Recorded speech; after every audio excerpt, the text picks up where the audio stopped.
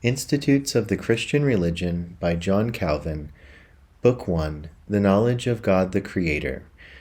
Chapter 1, The knowledge of God and that of ourselves are connected, how they are interrelated. 1. Without knowledge of self there is no knowledge of God. Nearly all the wisdom we possess, that is to say, true and sound wisdom, consists of two parts, the knowledge of self and of ourselves. But while joined by many bonds, which precedes and brings forth the other is not easy to discern. In the first place, no one can look upon himself without immediately turning his thoughts to the contemplation of God, in whom he lives and moves, Acts 17:28. For, quite clearly, the mighty gifts with which we are endowed are hardly from ourselves.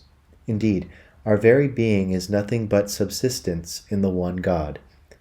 Then, by these benefits, shed like dew from heaven upon us, we are led as rivulets to the spring itself.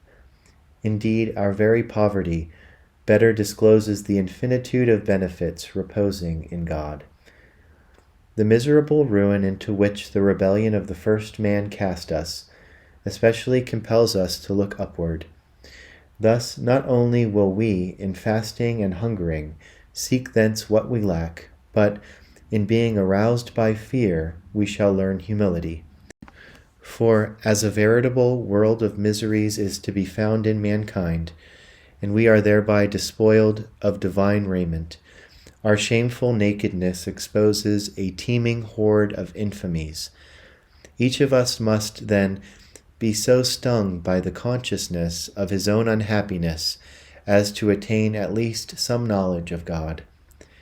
Thus, from the feeling of our own ignorance, vanity, poverty, infirmity, and, what is more, depravity and corruption, we recognize that the true light of wisdom, sound virtue, full abundance of every good, and purity of righteousness rests in the Lord alone.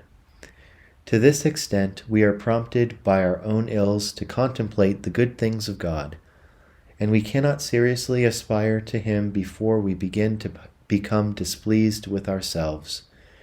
For what man in all the world would not gladly remain as he is? What man does not remain as he is, so long as he does not know himself, that is, while content with his own gifts, and either ignorant or unmindful of his own misery? Accordingly, the knowledge of ourselves not only arouses us to seek God, but also, as it were, leads us by the hand to find Him. 2. Without knowledge of God there is no knowledge of self. Again, it is certain that man never achieves a clear knowledge of himself unless he has first looked upon God's face, and then descends from contemplating Him to scrutinizing himself. For we always seem to ourselves righteous and upright and wise and holy.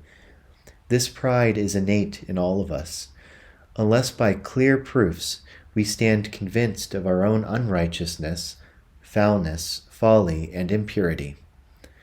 Moreover, we are not thus convinced if we look merely to ourselves and not also to the Lord, who is the sole standard by which this judgment must be measured. For because all of us are inclined by nature to hypocrisy, a kind of empty image of righteousness in place of righteousness itself abundantly satisfies us. And because nothing appears within or around us that has not been contaminated by great immorality, what is a little less vile pleases us as a thing most pure, so long as we confine our minds within the limits of human corruption. Just so, an eye to which nothing is shown but black objects judges something dirty white, or even rather darkly mottled to be whiteness itself. Indeed, we can discern still more clearly from the bodily senses how much we are deluded in estimating the powers of the soul.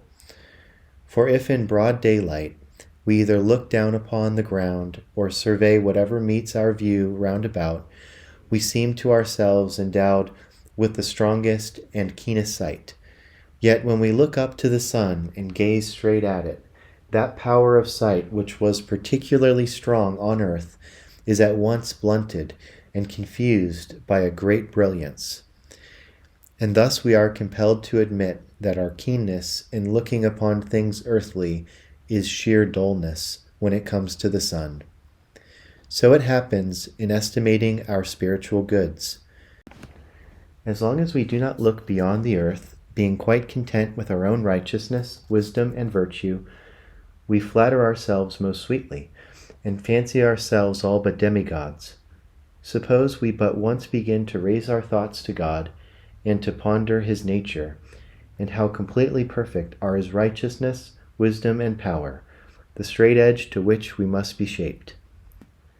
Then, what masquerading earlier as righteousness was well-pleasing in us, will soon grow filthy in its consummate wickedness.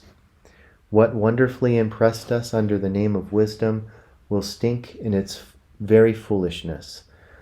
What wore the face of power will prove itself the most miserable weakness. That is, what in us seems perfection itself corresponds ill to the purity of God. 3. Man before God's majesty.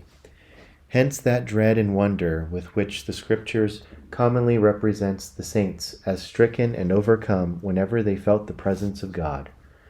Thus it comes about that we see men who in his absence normally remained firm and constant, but who, when he manifests his glory, are so shaken and struck dumb as to be laid low by the dread of death, are in fact overwhelmed by it and almost annihilated. As a consequence, we must infer that man is never sufficiently touched and affected by the awareness of his lowly state until he has compared himself with God's majesty. Moreover, we have numerous examples of this consternation both in the book of Judges and in the prophets. So frequent was it that this expression was common among God's people: "We shall die, for the Lord has appeared to us." Judges 13:22, Isaiah 6:5, Ezekiel 2:1, and so on. The story of Job, in its description of God's wisdom, power, and purity, always expresses a powerful argument that overwhelms men with the realization of their own stupidity, impotence, and corruption. And not without cause, for we see how Abraham recognizes more clearly that he is earth and dust in Genesis 18:27, when once he had come nearer to beholding God's glory, and how Elijah, with uncovered face, cannot bear to await his approach. Such is the awesomeness of his appearance. And what can man do, who is rottenness itself and a worm, when even the cherubim must veil their faces out of fear? See Isaiah chapter 6, verse 2. It is this indeed of which the prophet Isaiah speaks: "The sun will blush, and the moon will be confounded, when the Lord of hosts shall reign." Isaiah 24, verse 23. That is, when he shall bring forth his splendor and cause it to draw nearer, the brightest thing will become darkness before it. Yet, however the knowledge of God and of ourselves may be mutually connected, the order of right teaching requires that we discuss the former first, then proceed afterward to treat the latter.